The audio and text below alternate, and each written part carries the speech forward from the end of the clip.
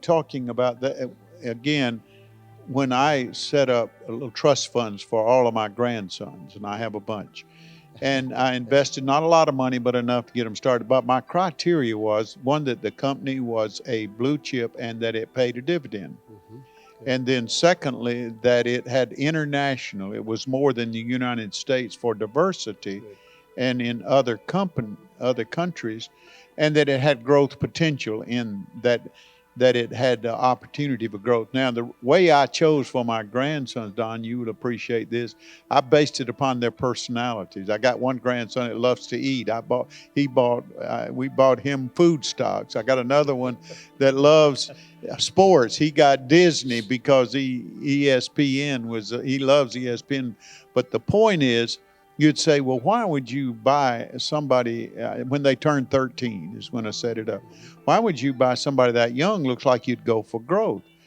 And the reason was the dividends reinvest. Yeah. And they buy more shares. And Right. quite frankly, I'm not looking as much that they accelerate as they have steady growth. That's right. And that way you're buying more shares as you go. And so incidentally, because of the number of shares they have, when it goes up a little bit, it's a big value jump, and it's paid off for them. Yeah, and that's a great way to invest, especially if you're doing that for grandchildren or somebody, but even for yourself, the long term. And as you hear in this industry so much, and well, you should, you have to have a long term perspective. Unless you're a Right. day trader and that's what you're doing all day, and you've got 28 computers and you've got algorithms. What you have to do when you're talking about investing is you've got to invest with a long-term perspective, because they're going to go up and down. There's very few that just have a steady climb without bumps. That's just part of growing a company. And too often people want a quick return, and they get into something that promises or may promise that, but be a little bit riskier. And so, as we say, you have to have a long-term perspective. Don't invest money that you're not willing or able to lose, because that sometimes can happen. Yeah, and there's some criteria that people don't really necessarily think about when they're buying stock, building a portfolio. But one of the things is, when you think about it, the large institutions like the mutual funds and the retirement programs for big pension plans like AT&T, and also for universities that have an endowment fund, these are big, and they can only invest usually in the mid to and the large cap stocks, because quite frankly, if they invest in a company, they buy too much of it. Yeah. And then you become a controlling interest party, and they have to report that to the SEC and everything. So they have a limited amount of stocks as far as size that they can invest in. Now, if you can be an investor and study the market and find something that's a little smaller in size, a company, because they can't buy, the big institution won't, they can't. They'd own too many, and after a while, they'd have 200 or 300, 400 stocks, and they can't manage that many effectively. That's been true with mutual funds. Yeah. And the second thing that people oftentimes don't look at is, who is the management team? Yeah. Who is running this company? Because there are a lot of companies that miss growth because they don't have good management. Yeah. And so there are other things, but one of the most important things that people don't look at often that are buying stocks is, who is the underwriter of the stock? Who is the That's one right. who is making a market, what we call a market maker? Mhm. Because there are two kinds of underwriters. There are those who make a market, secondary market, and they usually invest in the company that they're underwriting. Yeah.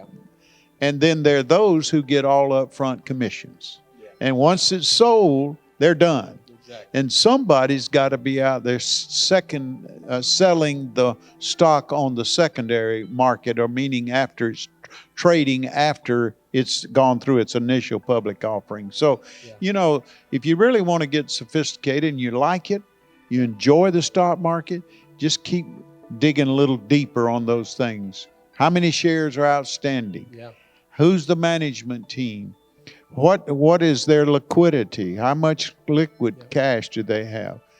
And in those kinds of things, Yeah. It's interesting. And part of that is if that's something somebody likes to do, that was a pretty Yeah. good size of my career that I enjoyed. We had people much smarter than me doing it. I just got to look over their shoulder and be a part of that because they're tracking things that are extremely technical with extremely technical programs and software. Right. But all of that now is available It's where tremendous. 10, 15 years ago it wasn't. That was Right. exclusively for a financial analyst that was tracking that. But now E-Trade, a lot of these places, so you can do that. Sometimes they have mock accounts if you Yeah. enjoy doing that. Play a little bit, so you can get $1 million of pretend money, which lets you cut your teeth and learn some of that. But what you're doing, and we're talking a little bit more sophisticated today. Again, not we don't want somebody trying to build their retirement on this. That's Yeah. not a safe way. But if you're looking to become more of an investor and more of a savvy investor and understand those things, we are huge advocates of trying to do that and learn. But you don't want to put your retirement money in that. As you're doing that, there's always things that, as you were saying, that you're looking for, and there were several things that we did. So what we did was research on the best money managers that were buying these things, and so into these companies. And so we wanted to know, was there bloating? Was the fund that we were getting into, was it bloating? Right. It was a 10, maybe a mid cap. So now it's bloating, and now they've got $100 billion in that. They've style drifted from a mid cap to a large cap. It's bloating. It's over. There's too much money in it, and Yeah. that's happened to some different mutual funds. It's very difficult for a mutual fund company to handle an inflow of cash. Yes. And they've also got an outflow of cash.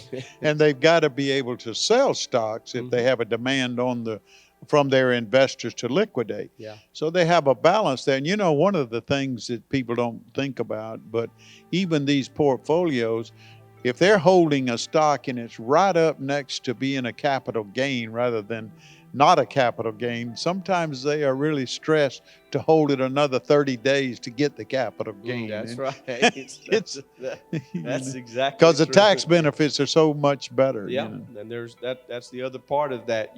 People, I've through the years talked to people, and man, I've started buying and I'm making some money with stock, and then they figure out, Yeah.